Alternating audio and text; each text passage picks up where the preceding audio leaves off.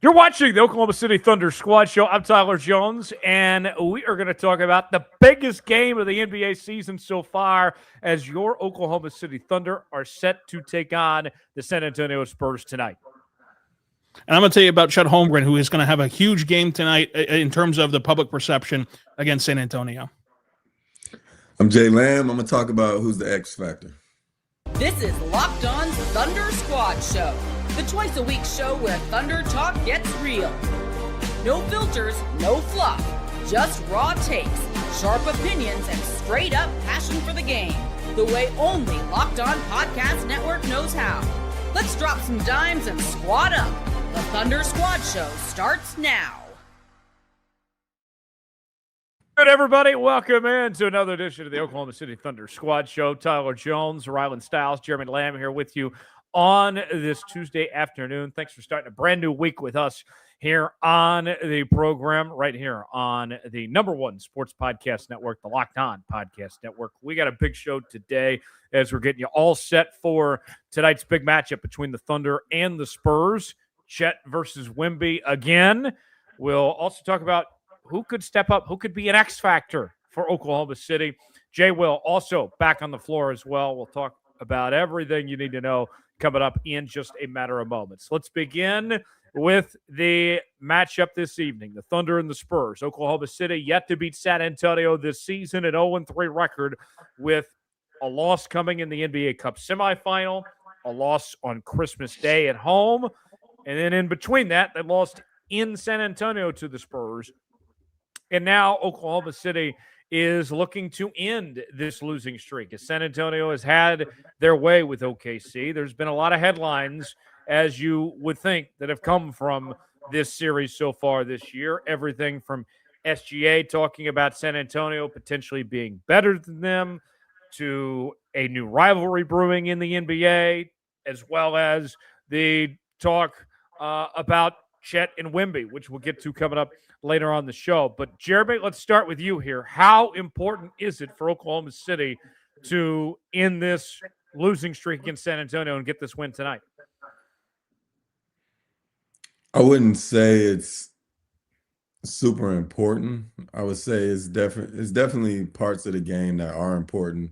You definitely don't want to come in and just get manhandled, have another game where you're just looking around and you feel lost, you look lost, the team looks out of rhythm. You don't want one of those games. But I think it's important to come out and be able to play their game, their style of play against the Spurs. They haven't been able to do it. They haven't been able to really get a rhythm against this team. So even if they lost tonight, I would want to see them still able to get to their spots, create good shots, put pressure on them as well. They don't want to be on their heels the whole game. They want to look like, they're bringing the fight. It's a back and forth game, and hopefully they can pull it out. But I think it's more of how they play, which that's the more important part of it rather than whether they win or lose. Like I said, if they lose by, double digits and it just looks like they're lost out there and they can't play with them, then it's going to be something to talk about. But if they just going back and forth, at the end of the day, Spurs are a good team. They got a lot of good young talent. They got vets. They got size. They got playmakers. They got shooting. They got everything that the Thunder can handle. So playing against a team like that where, they got big man in the middle and Wemby who, is the head of the snake. You also got Fox. If they can go against these guys and really, show that they're still them, they're still the team to beat, then I think that's more important.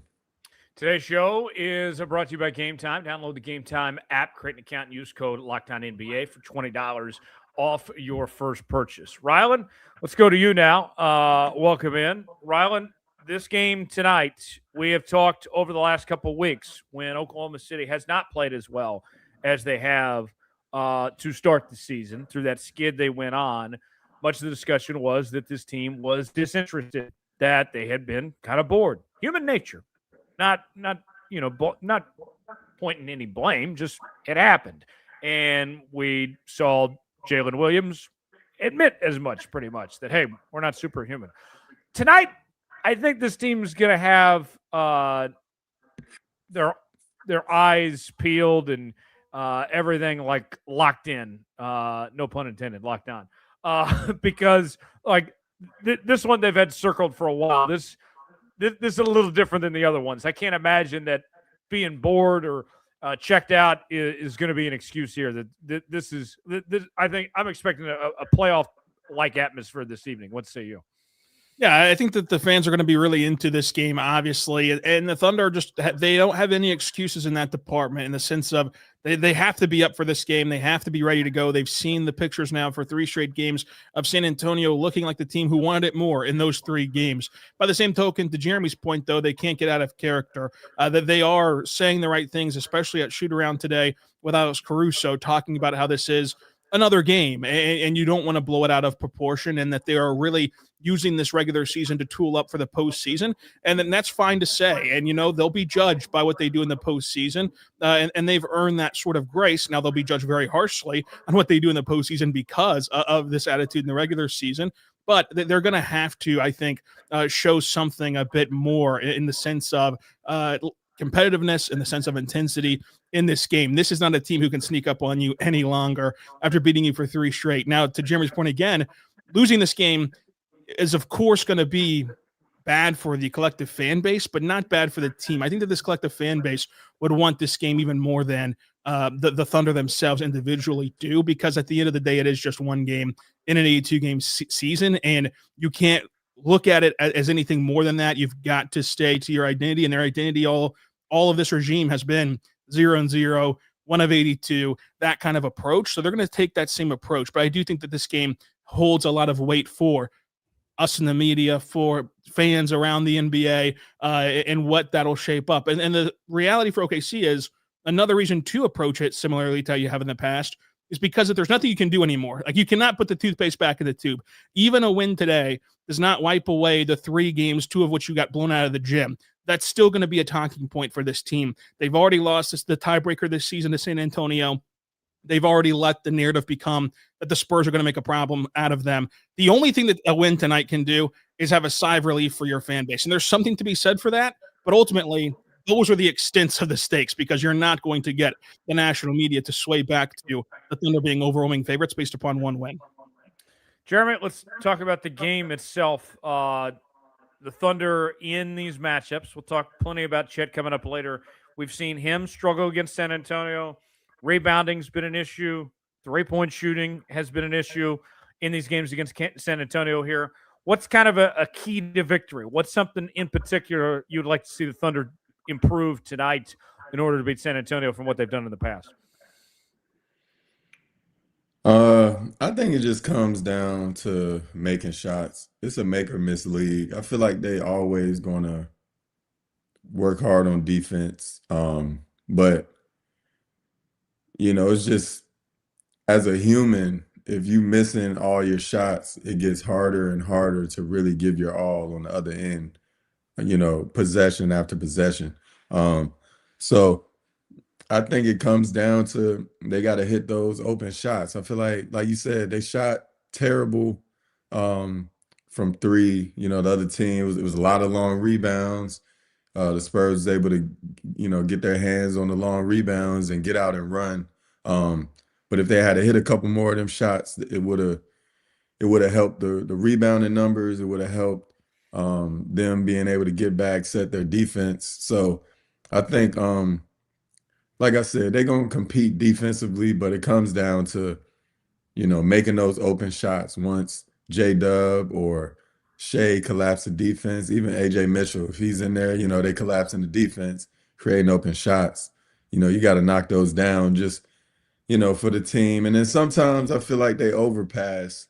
They try to be unselfish, but sometimes that first, open shot is the best shot. So just playing their game and really locking in on those open shots, so that, 1, they can knock them down, but 2, if they don't, they're able to get back, set their defense, and make it hard, because Spurs already got players who's going to hit shots. they're going to get to the line. You want to take away those easy ones. You don't want them getting layups and being able to get out where you have to foul them because they got an advantage. Just little stuff like that. And I think at home they should be able to take care of business. But it comes down to make or miss. Rylan, how about you? What are you watching for from Oklahoma City? What do you want to see from this team this evening? Yeah, I mean, to Jeremy's point, this is a team that is obviously not full of marksmen from three, but in these 3 games, they've shot 40% from three, 24%, 25%. They've got to find something better than the last 2 outings from distance to really help alleviate some of the rebounding concerns, because this is a team that just doesn't prioritize offensive rebounds. They prioritize getting back in transition. And so, like, you can make your shots, of course. They're taking it out of the net. You can set up your defense more efficiently that way. And then they also cannot be intimidated by Wemby. Of course, Wemby's an excellent shot blocker and an amazing paint protector, but you also just can't let the threat of Wemby deter you from ever taking drives at the rim. Of course, you want to generate some open looks from three, which the Spurs will happily concede to you, but there are a time and place to attack the rim, like the Spurs did against Chet. Chet Holmgren's an awesome rim protector. He's been collecting 3 blocks a night since that Christmas Day game, but you still have to challenge these guys. And I think that tonight you're looking at the 3-point shot variance for both sides. This is a Spurs team that has not shot the ball well since Christmas, a Thunder team that has not shot the ball well since Christmas. Something's got to give in that respect tonight. We'll see who gets the benefit of those shots falling in for each side. But then defensively, you're looking at this team needing to be much sharper at the point of attack. Like this is a team that let Wemby's gravity really get to them as a scorer, in the sense of he hasn't put up gaudy numbers. I mean, the most he scored is 22, but his attention that he provides and the threat he provides on the floor has let them lapse at their point of attack on these drivers, and has really bended the Thunder's defense in a way that they conceded a ton to Harper, to Fox, to Castle. They've got to get back to being sharp on that side of the floor if they want to have a chance to win tonight. That obviously leads to transition opportunities and avoids the half-court offense, which is a bit messy in general for OKC, but especially against a really good defense like San Antonio. So, like, those are some of the biggest factors, and then some of the adjustments. You know, if this team does not defend the way that they didn't defend against the Spurs in the last 2 meetings, then you've got to play Isaiah Joe more, because I get prioritizing defense, but if no one's going to defend anyway, you might as well have a better shooter out there if you're Oklahoma City. So there is going to be a little bit of a chess match, I think, between these 2 teams tonight. Jeremy, let me ask you, looking at the Western Conference, these are 2 of the teams at the very top. We don't know, obviously, how the playoffs are going to shake out, but I would think there's a decent chance that these 2 are going to meet in the postseason, potentially in the Western Conference Finals. How much do you think that matters tonight as far as a potential playoff preview or Western Conference Finals preview of sorts? Is that a big deal for Oklahoma City here, potentially to scout this San Antonio team here at this point?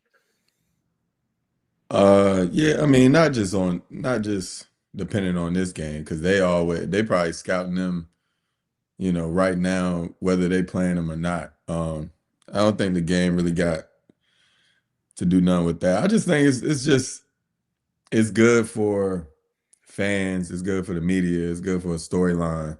Like, it's perfect for that. Everybody wants to see Chet and Wemby play each other, whether it's preseason, regular season, and it only gets bigger in the playoffs. So, you see the Spurs have beat them 3 times in a row. Now they playing them tonight. If they beat them again, it's a huge storyline. If OKC win, then it's like, okay, but they still beat them 3 times. What's that's going to look like? And then that's just going to build up to where if they do meet in the Western Conference Finals, then they got a whole bunch of highlights from the year to put together, a nice little edit, build it up. And then at the end of the day, when you get on the basketball floor in between those lines, then that's when we're going to see who steps up to the plate, whether Chet and OKC really lock down or lock in and take care of business, or if Wemby is like, nah, it's my turn. He put his team on his back. So it's just a great storyline. And if you're a basketball fan, I think people are looking forward to it. Chet versus Wemby, a big topic. We'll dive into that in that matchup Chet Holmgren's had his struggles against the San Antonio Spurs. Can he turn things around tonight? We'll discuss that more coming up on the other side. Stay with us as we continue here on the Thunder Squad Show. The divisional round is here, and FanDuel is officially in playoff mode. Every game day during the NFL playoffs, FanDuel is giving customers even more ways to get in on the action because right now, every NFL playoff game day, FanDuel users get a profit boost pack waiting for them inside the app. Each game day, you'll see a pack loaded with multiple profit boosts you can apply to the bets you like the most. Open your profit boost pack first thing on game day and see what boosts you want to apply. The boosts let you lean into your game day instincts, whether you're backing momentum, defense, quarterback play, or coaching. You make your picks, then apply your profit boost to go after even bigger payouts while the playoffs get rolling. So visit FanDuel, an official sportsbook partner of the NFL, and grab your profit boost pack every NFL playoff game day.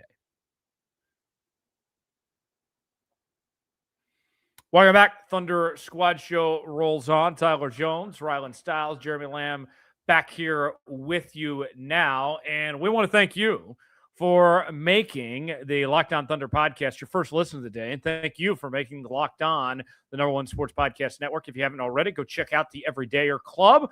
Access to an ad-free audio feed for the Locked On Thunder podcast, compatible with Apple Podcasts, Spotify, and every other major podcast app. An invite to the members-only Locked On Everydayer Discord server, which includes a group chat for listeners of this show.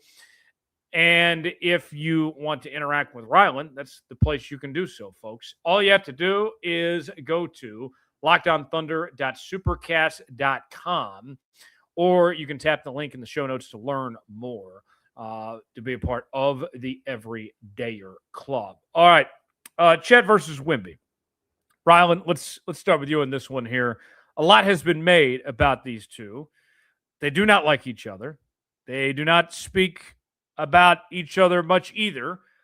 We did hear Wemby in French recently, verbatim, basically say that Chet is not on his level.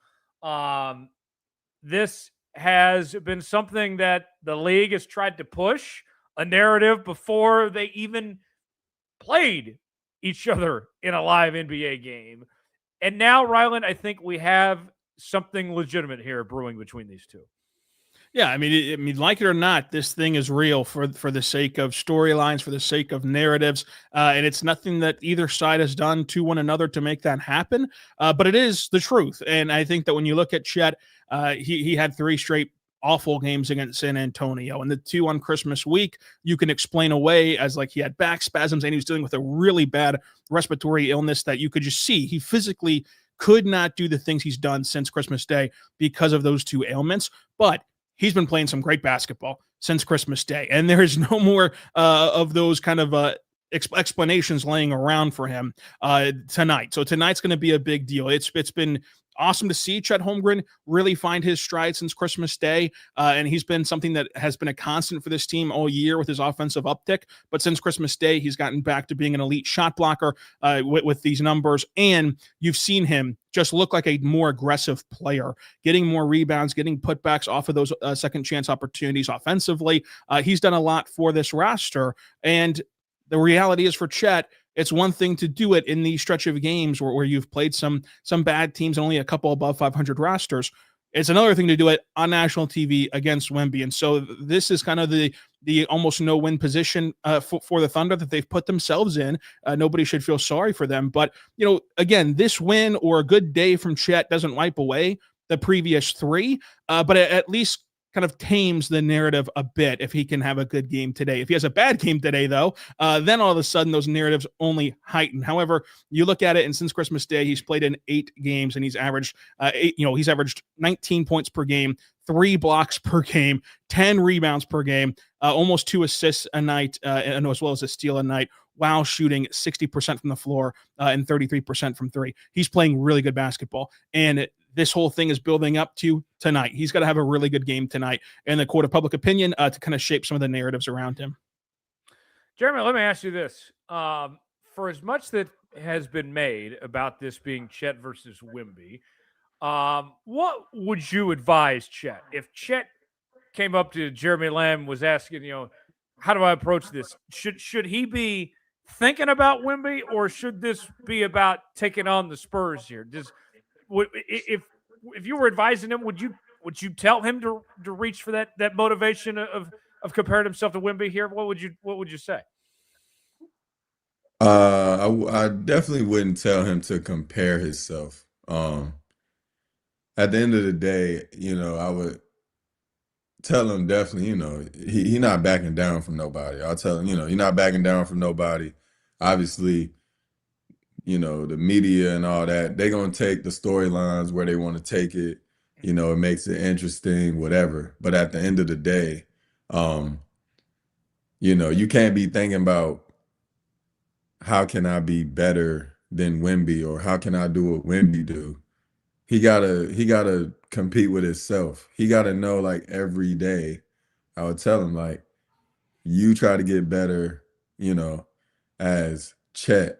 Don't try to, it's cool to take pieces off of people's game and try to add it to it, but he shouldn't be looking at film or looking at the schedule, wondering, okay, when we play him, trying to get ready, because that's only going to put him back. And at the end of the day, I feel like OKC, they're not asking him to do what the Spurs are asking Wemby to do. Like, Wemby has to do way more. They need him to score, play make, block shots, bring it up, hit clutch shots. He got to do a lot. Even though they got a squad, they're asking him to do a lot. Whereas Chet, they're not asking him to do the same stuff. So he got to be focused on himself, focus on his body, his shot, just the little things in his game. I would ask him, what are you uncomfortable doing? Like, work on that stuff, work on a quicker release, work on keeping the ball high, whatever it is.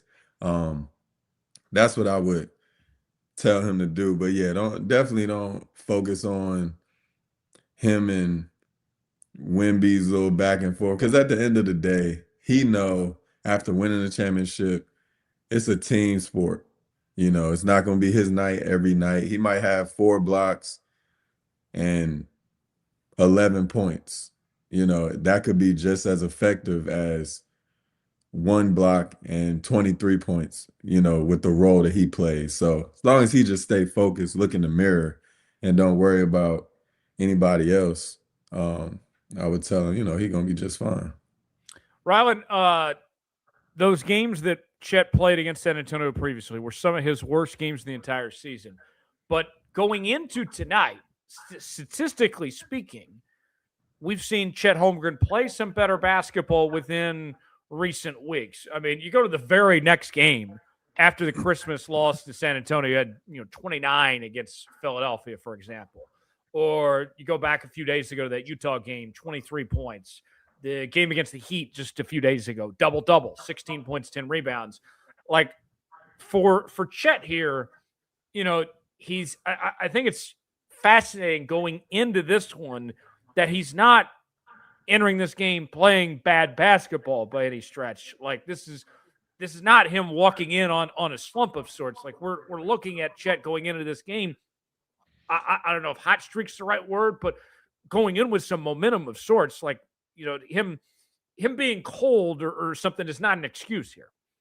Yeah, I mean, there is no excuse for Chet. He's not dealing with anything. He's playing great basketball, and now he's got to play Victor, and I think that's going to be a big deal for him. And the biggest one being, to Jeremy's point, he's got to just do what he does. He can't be concerned with whenever Victor is out there screaming after every missed free throw that Chet misses, and he can't be concerned with, like, if Victor gets a big moment in the game trying to match that. Like, he's got to play within his style of play. He's got to play within this offensive system for Oklahoma City. He's got to do his job defensively and don't try to do too much. I think that sometimes you can see players get too into their individual matchups and it causes them to play worse, not because they're scared or not because that, they got intimidated the way that the narratives will be spun, but because they're just simply not playing to their strengths because they're trying so hard to match the opposition. And so I think that with Chet, you got to see him do what he does. And one of the biggest bright spots for him since that Christmas Day game is he's been really comfortable shooting over closeouts. You looked at, even on Sunday,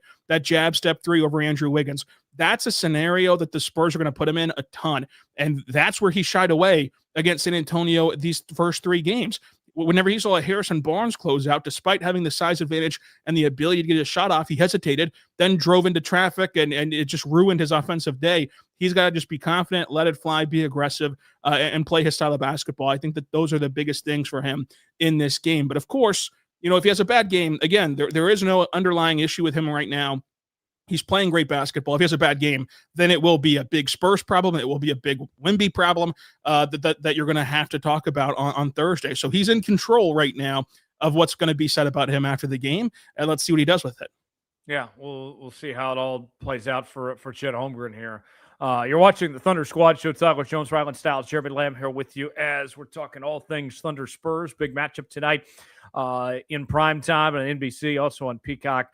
Between these two teams. Jeremy, looking at Chet Holmgren here, the numbers, 18 points, averaging right now about 8.3 rebounds per game. As Rylan mentioned, we have enough of a sample size of these 3 games where no matter what happens tonight, the narrative isn't going to change. But when it comes to Chet specifically, if he does have a big game tonight, do you see that helping his confidence down the road, especially if he's facing Wemby one-on-one? If he does hold his own, does that mean more for when these two teams meet again, that Chet, I know he's a grown man, but him just going in and saying, hey, I have done this before?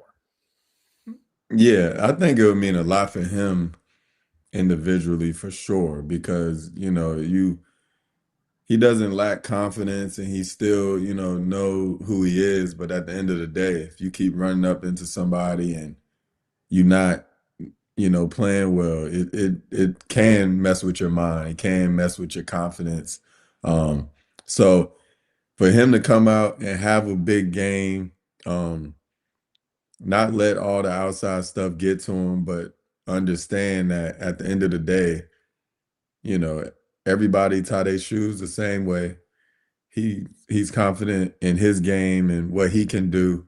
Like I said, don't look around and try to see what everybody else is doing, but stay focused on your body, your game, your development, your skill set, and just see how you can bring that to the team. And I think him having a big game, whether it's scoring a lot or just having a huge impact, on the defensive end, whatever it is. But I would like to see his rebound numbers get up. He should be averaging a double-double. So I think him coming out, just establishing his presence on both ends and coming out having a good game will help his confidence tremendously, and ultimately it'll help OKC down the stretch. Rylan, what is the most effective thing Chet Holmgren can do tonight against Wemby and the Spurs? I think that Chet, for the first instance, is just being aggressive and being comfortable shooting over those closeouts. But another thing is they've got to find ways to get Wemby out of the paint, and he can be a beneficiary of that. If you can get Shai switched on to Wemby, it will turn Shai into a pass-first option, which isn't a bad thing. If you can get Wemby to come up to Shai in the mid-range and let Shai dance around a little bit, then sneak Chet in at that dunker spot and get a dump-off pass, they've all got to work together to find ways to attack this Spurs defense beyond just simply driving into the lane and kicking it to the corner for streaky corner three-point shooters. So I think that he's got to be really involved with ball screens, really involved diving at the rim, cutting back door whenever he is in the corner, finding ways to impact this game offensively. And then defensively, he has not been anywhere close to his standard defensively in any of the 3 games against San Antonio. He has to really make an impact at the rim to shut off some of these drivers from San Antonio. So it is going to take both efforts, but I do think that if he has a big night, it can, again, be a sigh of relief and a confidence builder, even for Chet himself, of, okay, well, at least they can't talk about that now. Let's continue to roll into this week. You're on a 3-game winning streak. If you won tonight, that'd be 4 in a row. That can give you a lot of momentum heading into the rest of the week, where this is one of the Thunder's hardest stretches, where you're going to play 5 teams above 500. You've got to be able to take advantage of that and get some big wins. More to come on the Thunder Squad show. We'll continue talking about Thunder Spurs.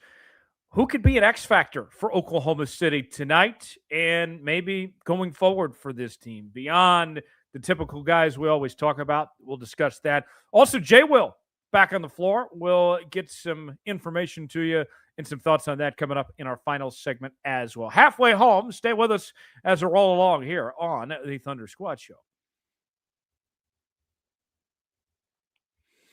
New year, new systems. This is the time when a lot of us look at the messier parts of how we run our business and think there has to be a better way. And there is. Streamlining your communication is one of the quickest upgrades you can make. That's why today's episode is brought to you by Quo, spelled Q-U-O, the smartest way to run your business communications. Because when your team is reachable, organized, and communicating in one place, you're not just working cleaner, you're creating more opportunities to connect with customers. Your whole team can call and text from one shared business number, so nothing gets missed. Everyone sees the full conversation thread, which makes replies faster and more personal. It works right from your phone or your computer, or you can even keep your existing number. And it's no surprise, Quo is the #1 rated business phone system on G2. Trusted by more than 90,000 businesses, from solo operations to growing teams. Make this the year where no opportunity and no customer slips away. Try Quo for free, plus get 20% off your first 6 months when you go to quo.com/LockedOnNBA. It's QUO.com/LockedOnNBA. Quo, no missed calls, no missed customers. Check them out now. We continue here on the Thunder Squad show right here on the Lockdown Thunder podcast. Jeremy Lamb, Rylan Stiles, Tyler Jones back here with you now. Appreciate y'all joining us. Jeremy, let's start with you here as our resident former sixth man. I figured you're the right man to begin this discussion. As far as finding an X factor goes, when we talk about these big games, first thing that comes up obviously is the star players. It's Shai, it's J-Dub, and Chet. But then after that, who, in your opinion, needs to step up and have a big game tonight? Who could be an X factor for Oklahoma City in your eyes, Jeremy? Not just tonight, but throughout the season. I think AJ Mitchell got to be big time. I think he could be a huge X factor. And I say that because I think he's the only one outside of Shai and J-Dub who can pretty much do it all for the team in terms of bringing the ball up the court, being a point guard, creating his own shot, making plays for others, breaking down the defense, spot up shooting. You know, he can play on and off the ball. Like he can do a lot of different things. And I think when the times get tough with that, definitely with that second unit, and sometimes when he's in there with some of the starters, he's that extra guy who can break down the defense. You know, he gets to the rim, he gets to the free throw line. Not everybody on the team can do that. You got some players who can make plays. You got some players who can shoot. You got some players who can bring it up. But I feel like he's one of those players that he can do it all. You know, I thought he was smaller than what he is, but he's pretty big. He can hold his own. You know, you can't just post him or, you know, try to get him on a bigger guy. You know, he fights. It's no easy buckets on him. So having him out there as a third playmaker or the primary playmaker, I think he could be a huge X factor. You know, he most of the time he'll have that third best defender, second best defender. So he could really take advantage of that because he controls his body and his balance is always good. He's always in control of the game. And to have an outlet like that alongside, you know, some of your stars or your big guys or whatever, you know, it's a huge plus. So I think he could be a huge X factor. Rylan, give me a name outside of AJ Mitchell, since he's already been taken off the board. Who else comes to mind? Yeah, AJ Mitchell is a great pick by Jeremy. Missed the last 2 games against San Antonio and is on a 12-game streak of double-digit points. I'm going to go with J-Dub as one of them because obviously he's a big star, but he's had to reinvent his game coming off of this wrist surgery. He has not been able to be a jump shooter, which has been a big part of what he does for this Thunder team. And what's changed about his mindset and what's gotten him some efficient scoring nights over the last 2 games has been the ability to get downhill and at the rim. However, San Antonio, good rim protector, the best rim protector, and Victor Wembanyama. Can you continue to try to attack the Spurs downhill whenever they have Victor looming? If he can, that's a big X factor for OKC. If he can't, then you really diminish what this current version of J-Dub is offensively, and that really hurts the Thunder in a big way on that end of the floor. But beyond that, I'd say Isaiah Joe minutes and Kenrich Williams minutes. This is a team that, for Kenrich Williams, you still are without Isaiah Hartenstein. It's great to have Jay Will back into this lineup for OKC, but you're going to need to find more front court depth. He is a very physical player. He's a very intense player, and that energy rubs off on his teammates in a big way. And this has been a Spurs team that has been outright more physical than OKC in 3 straight games. You need that tone-setting ability of Kenrich Williams, who had a big night on Friday in Memphis in this same regard to help this Thunder team tonight. And then with Isaiah Joe, we touched on it earlier, but if you get to a point in this game where your defense is still lapsing against San Antonio is still getting any shot that they want to, you might as well go to Isaiah Joe and see what he can do from 3. Now, you mentioned with J-Dub and, with him being an additional X factor of sorts, because, as you mentioned, his game, what he does best has not necessarily translated well against San Antonio. Another thing to keep in mind, too, Rylan, on the defensive end, for as much as we talk about this Chet versus Wemby thing, we've seen the Thunder use J-Dub a decent amount guarding Wemby. Like it's not Chet on Wemby all the time. Like it is going to take a concerted effort, and J-Dub's part of that. Yeah, he certainly is a part of it. They've rarely used Chet on Wemby to this point at all this season. I wonder if that will be an adjustment that Mark makes, but it's going to be J-Dub and Caruso.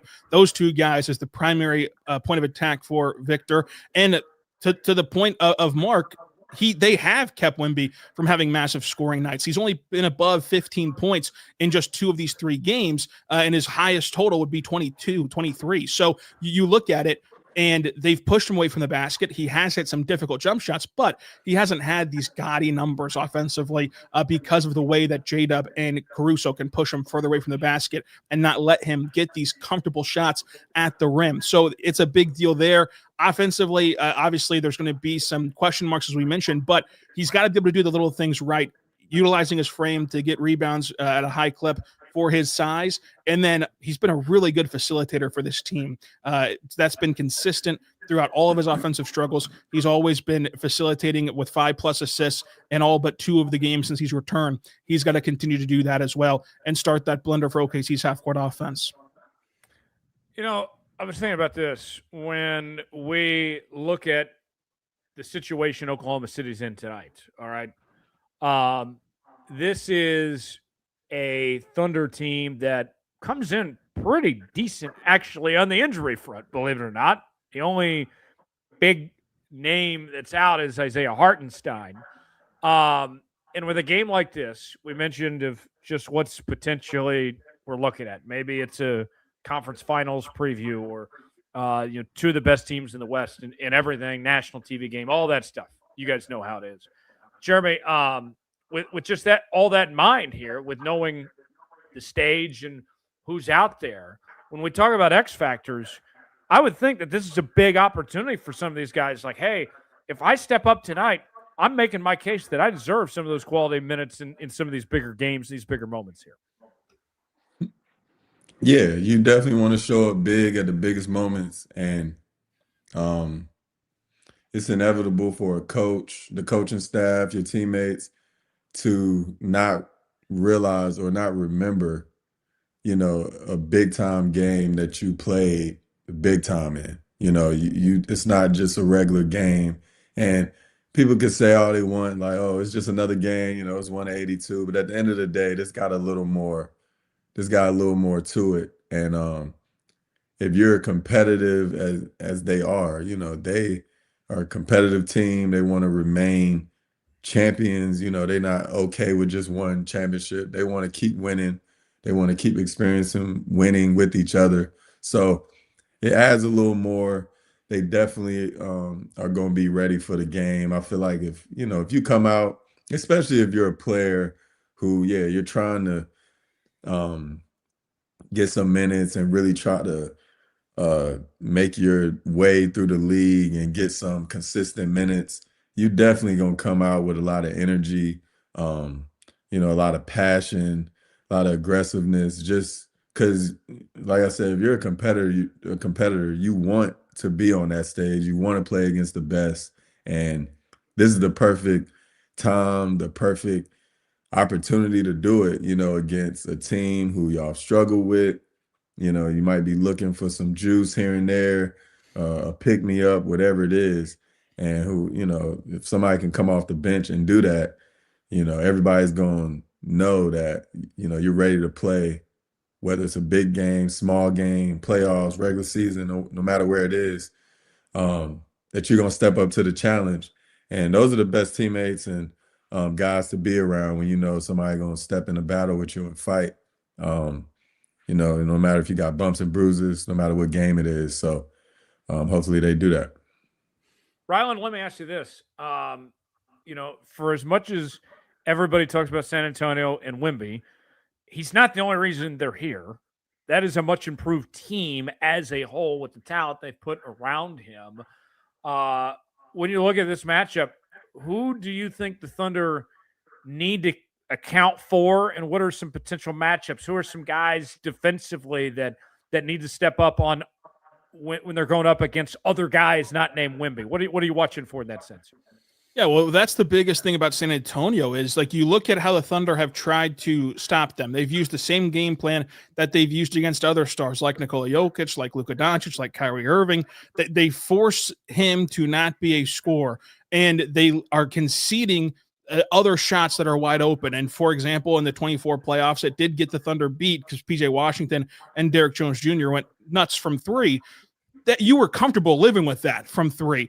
The Celtics used the exact same formula in the finals 2 rounds later, and they won the championship using that same game plan. The problem with the Spurs is when you try to just shut off Wemby, he's not going to Derrick Jones Jr. level players. He's going to De'Aaron Fox. He's going to Dylan Harper. He's going to Steph Castle. And those 3 guys have taken turns just feasting on Oklahoma City. And you've got to be very disciplined at the point of attack. And this was during the Thunder's malaise of sorts where they were not sharp, they were not engaged, they were not disciplined at the point of attack. They've got to really hold up on those drivers playing off of Wemby, or else things can really start to go sideways for them, much less if Keldon Johnson or Harrison Barnes gets going from 3. So there's so many options for San Antonio that it's hard for the Thunder to play the way that they want to play defensively, because you go from trying to funnel shots to non-shooters or funneling shots to guys that you'll live with.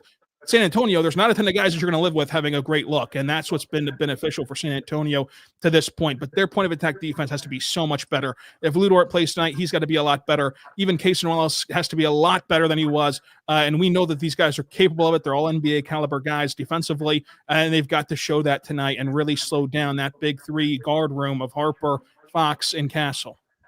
Yeah, going to be fascinating to see how unfolds and who's ultimately going to get the job done for Oklahoma City when it's all said and done there.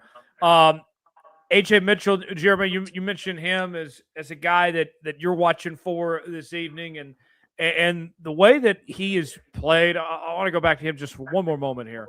The way that he stepped up in his second season, this has just been so fun to see. And I look at, with a guy like him, your goal is to keep things going here. I think, when we look back at some of these games that they've had with San Antonio, there's been lulls in the offense where things, slowed down and you didn't have that momentum quarter to quarter. A guy like AJ Mitchell, you bring him in, and I think you're looking at, all right, what do we got to do to keep the train moving here, to keep that flow going? And that's where he could certainly be effective. Yeah, that's definitely one of his jobs, is to keep the pressure on. Coming off the bench, you never want to, if the start unit go up, the game is going good. You never want to come in the game and kill the momentum, not keep, like you said, not keep things going. So for him coming off the bench, coming in, I like when he's aggressive. I like when he's pushing the ball, whether he's going in to go all the way to the rim, or whether he's just getting the momentum. You're just getting the ball out, getting over half court with 22, 21 seconds on the shot clock, getting into your offense then, rather than walking it up, getting into your offense at 15 or 16. It makes a big difference, and it keeps the energy high. So just little things like that, if he can keep the pressure on, keep the team energized, and don't have no letdown on that second unit, and he'll be fine. Final segment ahead here on the Thunder Squad show. J-Will is back, and he had a decent showing against Miami the other night. We'll talk about that and what to expect from him going forward as we wrap up things here on this Tuesday. Appreciate you joining us as we continue. Final segment next. During basketball season, there's nothing like being in the building. The energy, the crowd, that first big run that gets everyone on their feet. Fans want to be there for those moments, not stuck refreshing screens or guessing what tickets are going to cost. That's where GameTime comes in. The GameTime app gives fans the advantage back, making it incredibly easy to score amazing tickets. Fast, simple, and without the guesswork. Browsing the GameTime app is straightforward and intuitive. Finding tickets takes just a few taps. Seeing the view from your seat before buying makes choosing tickets easy and confident. Prices include fees up front, so the total is clear from the start. Take the guesswork out of buying tickets with GameTime. Download the GameTime app, create an account, and use code LOCKDOWNNBA. That's LOCKEDONNBA for $20 off your first purchase. Download the GameTime app today and get in on the action. Wrapping up here on this Tuesday edition of the Thunder Squad Show. Tyler Jones, Jeremy Lamb, Rylan Stiles back here with you now. J-Will made his return against the Miami Heat the other night in a 124-112 win, as this was the first time we've seen him play in about a month. His last appearance was the NBA Cup semifinals against San Antonio, where he played in 11 minutes. But on Sunday, he had 14 minutes, went 1 for 3 from the field, finished with 9 points and 5 rebounds, as well as a block, an assist, and a steal. Rylan, starting with you on this one here, getting J-Will back into the equation here. Pretty solid showing from him in his first game back. Yeah, I mean, it really does change the complexity of how OKC can play. I mean, you have a competent front court piece now backing up Chet Holmgren, a guy who allowed the Thunder to win the rebounding battle, who's very physical in boxing out and collecting rebounds himself, but also generating some opportunities for others. And then defensively, he's made such strides. Sam Presti talked about how it was so rare to see that J-Will got better athletically since coming into the NBA. That's really hard to do, and J-Will accomplished that. Defensively, he's really been more technically sound and has been able to make an impact on that end of the floor. And then offensively, he's doing all the right stuff. Not only is he another screen setter and another high post playmaker that this team has lacked since he and Hartenstein were both out, but he can shoot the three. He can also attack closeouts now, and this is something that J-Will himself predicted at Media Day of why he slimmed down, was to be able to attack harder closeouts that he expected to come after shooting 40% from three the last couple of years and showing in the NBA that he can be a shooter. And so those things happened. He got to the line for 3 trips off the pinch on Sunday against Miami because he was willing to get to the rim, and that really helped him become a really vital piece for them in that win over Miami on Sunday. You want to see if he can bring that momentum into a game tonight against a Spurs team that has a front court that goes beyond Victor.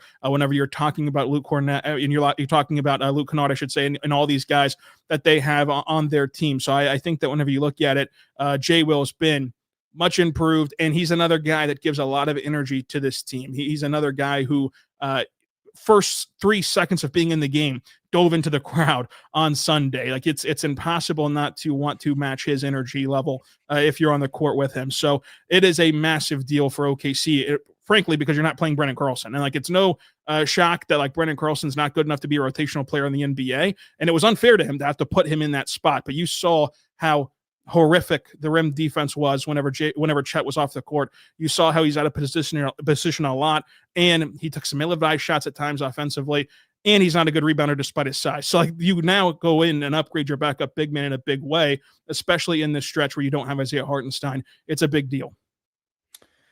Jeremy, Jay Will, as Rylan mentioned, we talk about this being his second game back. They're going to need him right away tonight against this San Antonio team. We talk about all hands on deck going up against Wemby and this San Antonio bunch. Jay Will, I think, is going to play certainly an important part to that. Definitely he'll play a huge part just because his physicality. He protects the rim differently. He doesn't necessarily block shots all the time, but he's taking charges left and right.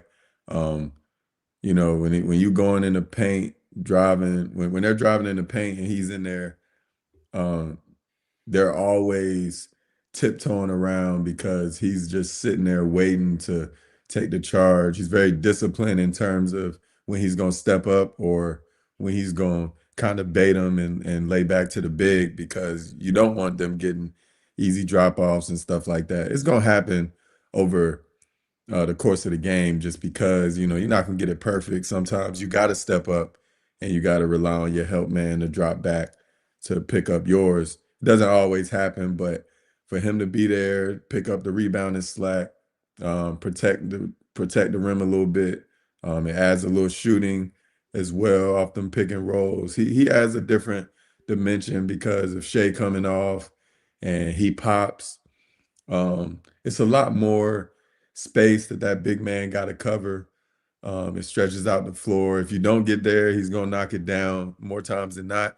But if he doesn't shoot it, then he's going the other way, and that's just more movement for the big. The guards got to get through more screens. He's a good screen setter. So he has a lot to the team. He can pass when he gets it in the middle. He's a good playmaker. He got that little that touch shot, but he also can kick it out to the corner, the wing, wherever it got to go. So he has a lot of different parts to the team. I definitely think it'll help them having another big body, good defender, just going up against those big guys that, they got Kornet. We don't talk much about him, but he's a difference maker as well, getting offensive rebounds and stuff like that. So having another solid big just to go up against those guys, obviously Wemby, get physical with them a little bit. It'll help them as a team, as for sure. It just adds to their depth the more and more they get healthy. When it comes to these second-round picks, it's such a crapshoot. You got guys that can turn into something like A.J. Mitchell, and then others that are just out of the league in no time. And here we are. We're talking about Jay Will being in year 4, and it feels like, Rylan, that he's kind of settled in nicely to his role in his fit with this Oklahoma City team. You go back to his rookie season when, Chet, of course, wasn't healthy, and Jay Will ended up having to start 36 games that year, I believe was the number. And then the next year he got moved to the bench, and we didn't necessarily know what his future was going to be long term, but now it seems to be that where he's at, like they know what the expectations are, and and both sides are comfortable with that. Yeah, I mean, his story is really impressive. A second-round player who, his first year, he spent the entire first half of the season in the G League because he just simply was not ready. And then on New Year's Eve, becomes a starting center for this team that went on to make the play-in. And then the second year has to move to the bench as Chet Holmgren returns. Then his third year has to become the third-string center as they get Isaiah Hartenstein in the mix. And so his role has fluctuated, but so has his game. We talked about Sam Presti noting how much more athletic he is.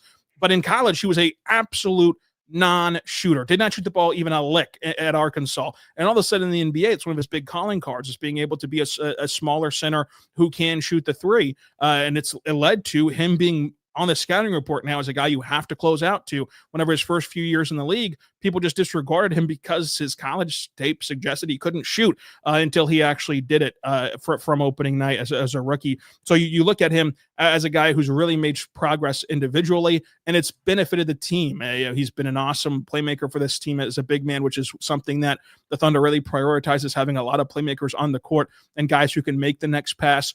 Jay Will, one of the best at that ability. So he's had a tremendous developmental story for OKC. He has, and he got that second contract already too. So he'll be a guy that's going to be around for a while, and a great locker room guy as well. Jeremy, when we're looking at those guys that are on the bench, that like Jay Will, for example, who's getting 18 minutes a night essentially. How important that is that too to be a good teammate and to be likable like Jay Will is. Like I never hear anything negative about this guy. He seems like seems to be well liked among everybody there. Yeah, it's very important. One, from a mental standpoint, because when you're not playing, especially in the NBA, you got 82 games, such a long season, you kind of start to feel like you don't matter to the team. Kind of feel like you're not bringing nothing to the team. At times you might feel left out. You're trying to figure out, how can I be important? How can I help the team? How can I help my teammates? And so for him to have minutes sometimes, not have minutes here and there, he always finds a way to put his imprint on the team, whether that's, cheering, just showing great joy for the rest of his team, or if that's giving people advice behind closed doors. Like you said, you could tell people really like him, people respect him. You can tell he's one of those guys who's not just talking. Like, he's one of those guys, when he talks, people listen. From the outside looking in, he's not going to just tell you something. It seems like he'll tell you what's best for the team and what's best for you individually. So I think for him, just staying engaged, no matter how much he plays, no matter if he's injured, no matter whatever it is, staying engaged, it helps the whole team just to still hear that voice, to still have your whole team behind you, and to have a team who wants to win. And Jay Will definitely fits that mold. He's one of those guys who, put his body on the line to win games. He'll sacrifice his minutes, he'll sacrifice shots to win games. And those are the type players you need to win big, in our league.